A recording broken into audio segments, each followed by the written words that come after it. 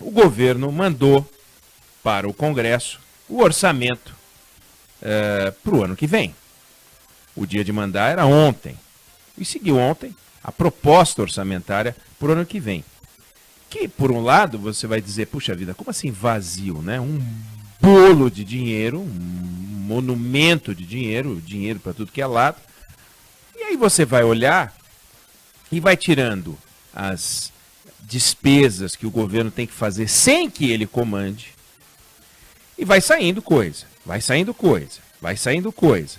E depois você fala, o que, que sobra mesmo, que é aquela fatia que o governo controla? A gente já falou muito dessa fantasia dos governantes brasileiros, e vale para governo estadual e municipal também, não é governo federal, e não tem nada a ver com gostar ou não gostar do Bolsonaro, defender ou não defender a Dilma ou Lula. O fato é, a gente tem uma estrutura no Brasil, montada a partir da Constituição de 88, que subordina os presidentes, os governadores, os prefeitos, a uma estrutura financeira que é demoníaca. Então a gente vai ter eleição esse ano e os prefeitos vão prometer projetos, vão prometer obras, vão prometer mudanças na sua gestão. Mesmo o prefeito eleito, que vai tentar a reeleição, ele vai dizer que usou o primeiro mandato para arrumar a casa, que estava desorganizada, mas que agora vai ter projeto, vai ter obra. Eles falam isso sempre. É impressionante. Assim falou Zaratustra, não. Assim falou o candidato Bolsonaro.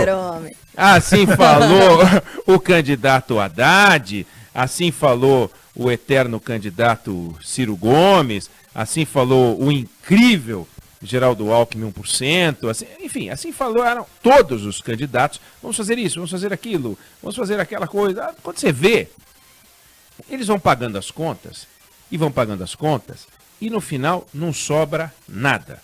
Sai um naco gordo do dinheiro que entra com os impostos para pagar juros, amortizações, refinanciamento de dívida. É um bolo importante, um pedaço grande. Depois sai um pedaço monumental para pagar a Previdência. Eu não estou falando números aqui, porque isso enche a paciência. Ninguém vai nem lembrar, nem eu lembro dos números. Se eu falar um número aqui, 600 bilhões, o que quer dizer? Não importa. Sai um nacão, pá. Depois tem que pagar pessoal. Tem que pagar os encargos das folhas. Tem que pagar os inativos. Tem que pagar pensionista. Então vamos lá e paga. No caso do governo federal, transferência para estados e municípios. Quando você vai olhar e vai tirando, qual é a fatia da chamada, tem um naco do governo, tem um palavrão, que são despesas discricionárias. Eu posso escolher se boto aqui, se boto ali. Historicamente, esse número vem diminuindo. Então, dos 100% que você acha que o presidente da República controla, dos 100% que você acha que o governador controla, dos 100% que você acha que o prefeito controla, só um pedacinho ele pode usar a caneta e decidir se vai para cá, se vai para lá. No caso do governo federal, esse número é miúdo.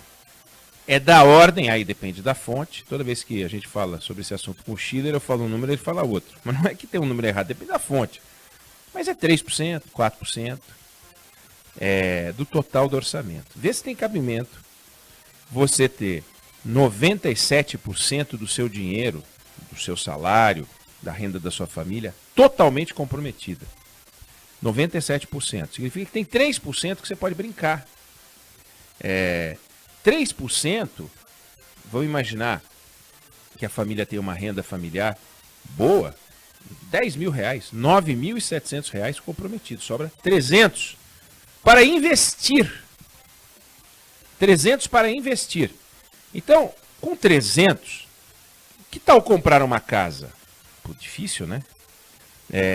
Que tal comprar um carro? Complica. Que tal? 300. De 10 mil reais sobre 300. É uma família que tem uma renda comprometida. Que bom que é superavitária. No caso do governo brasileiro, não vou nem falar que as despesas correntes, as despesas do dia a dia, não serão cobertas pelo total do dinheiro arrecadado. Vai dar déficit. O Congresso vai ter que autorizar. Mas olha que loucura. Está lá uma rubrica, uma retranca, dizendo, vamos fazer investimentos. De quanto? 21 bi. Pô, 21 bi parece muito bi, né? Muito bi. Quantas mega cenas tem dentro de 21 bilhões? Mas para fazer obra pública, é nada. Para a gente ter uma ideia, em 2007, o dinheiro de investimento foi 72. 72 em 2007. Em valores de 2007. Quanto seria hoje? Em 2014 foi 103. E agora 21. No ano passado foi 19. Aí a gente vai dizer assim, puxa vida, o governo Bolsonaro é ruim, né? Bom era o governo Dilma. O governo Dilma, 2014, ela botou 103 bi.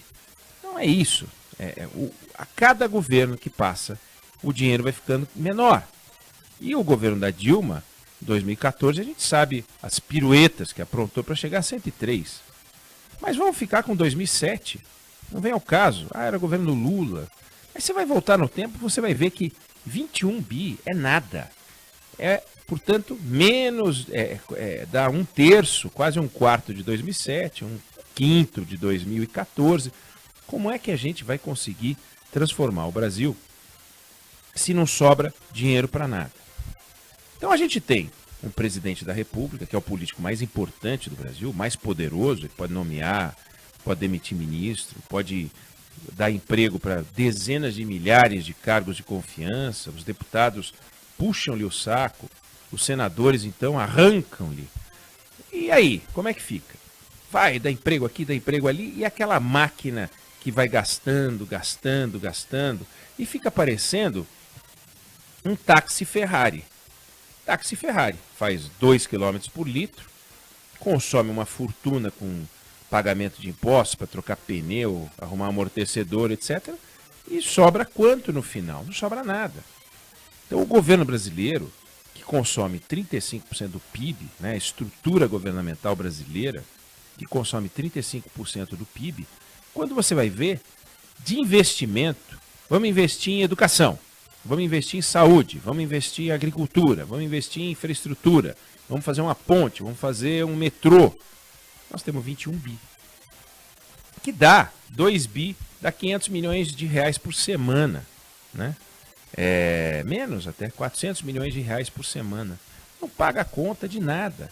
Você vai pegar a manutenção que as obras dão. Como é que você vai iniciar uma obra nova? A gente tem um estoque de obras paradas que é um negócio inacreditável. Um volume financeiro necessário. Só no estado de São Paulo, você tem 1.500 obras paradas. Quando você faz o levantamento no Brasil, são milhares e milhares. O Tarcísio Freitas, o ministro da Infraestrutura, no começo do ano, ele disse que iria retomar 14 mil obras. 14 mil, imagine 14 mil carros, 14 mil bananas, 14 mil máscaras contra a Covid, 14 mil qualquer coisa, 14 mil pães, 14 mil é um número absurdo. E aí fica uma loucura, porque a gente não consegue tocar coisa alguma. Não há organização possível quando você tem essa realidade. Imagine um pequeno comércio funcionando desta forma.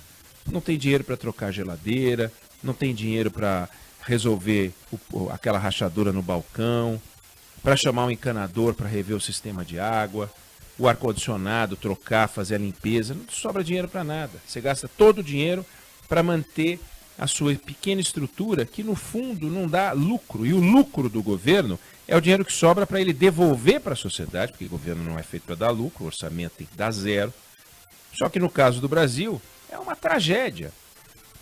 E é uma tragédia que vai piorar em 2021, vai piorar em 2022, se a gente não se conscientizar de que não dá para ficar assim. Não é só porque o presidente da República não tem poder, e não tem. Pode nomear o diabo, mas no orçamento ele não manda. Não há o que ele possa fazer para ter mais dinheiro hoje. Ele não botou no orçamento o tal Renda Brasil, o Bolsonaro. Não pode botar, não tem dinheiro. Então ele botou lá o Bolsa Família, incrementou um pouquinho, aumentou 20%. E se resolver botar o Renda Brasil, vai ter que tirar daqui, juntar da acolá, porque uma coisa que precisa ficar clara para quem nos escuta, não tem um dinheiro dentro de um porquinho, no caso teria que ser um porcão, esperando que um governante tenha a ideia de fazer um projeto social. Não existe isso. Todo o dinheiro público está empregado, ainda bem. Mal empregado, que pena, lamentável. E em despesas que não dá para você voltar atrás, dadas as amarras do Estado brasileiro. Então, quando a gente pega e vê os absurdos como o 20 Dias Toffoli fez, né? O 20 Dias Toffoli fez o quê? Né?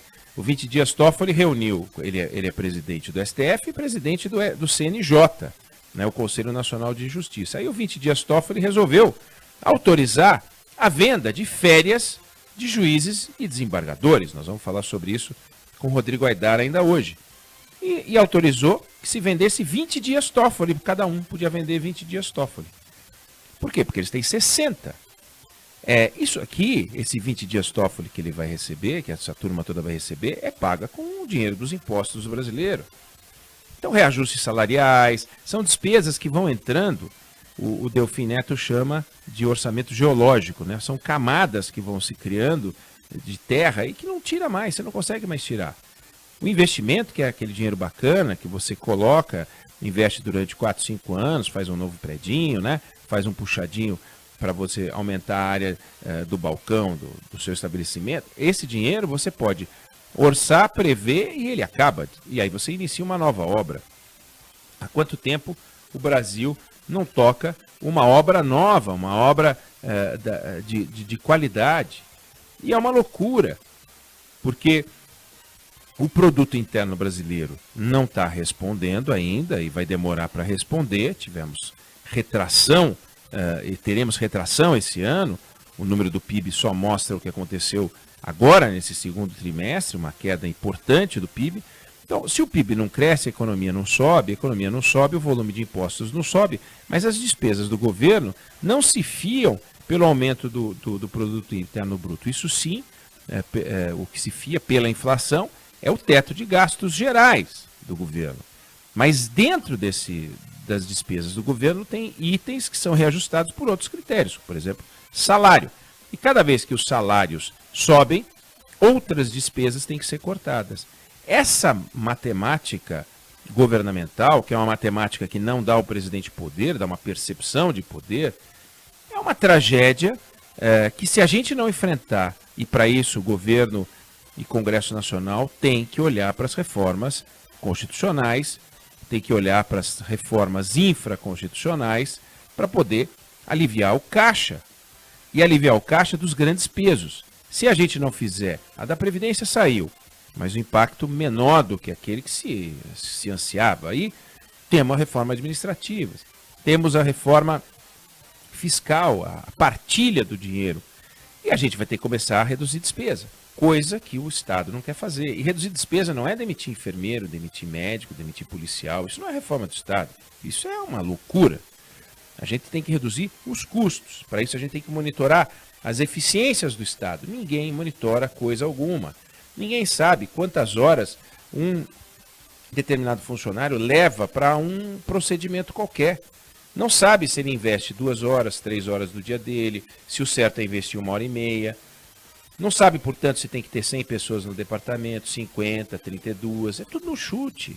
Não tem métrica, não tem coisa alguma. O Estado brasileiro é a maior empresa do país em número de funcionários. Não existe nada maior do que o Estado brasileiro, sem nenhuma métrica. Não há hoje uma venda, uma loja de R$ 1,99 que não saiba se tem que ter 4 ou 5 funcionários. Mas o Estado brasileiro não sabe se tem 4 ou 5, se tem que ter 4 ou 5 funcionários naquele departamento. Sabe que tem que pedir mais funcionários sempre. Aí avisa que não tem concurso há muitos anos, mas não tem métrica. Uma outra área do governo mais organizada até tem. Mas de uma forma geral, é tudo muito acochambrado. E a gente não vê o presidente cobrando isso, os governadores cobrando isso, os prefeitos cobrando isso.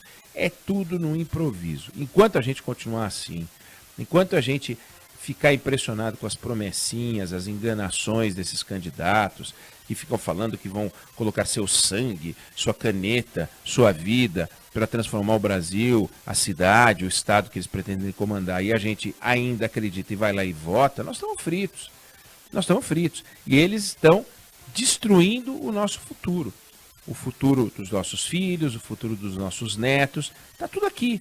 A peça orçamentária do governo, documento mais importante que existe, porque é o compromisso com o nosso futuro, é o ano que vem que está aqui. E o ano que vem que está aqui é lamentável, e se a gente não fizer nada, assim será 2022, e então 2023. Então vamos acordar, porque senão nós estamos fritos.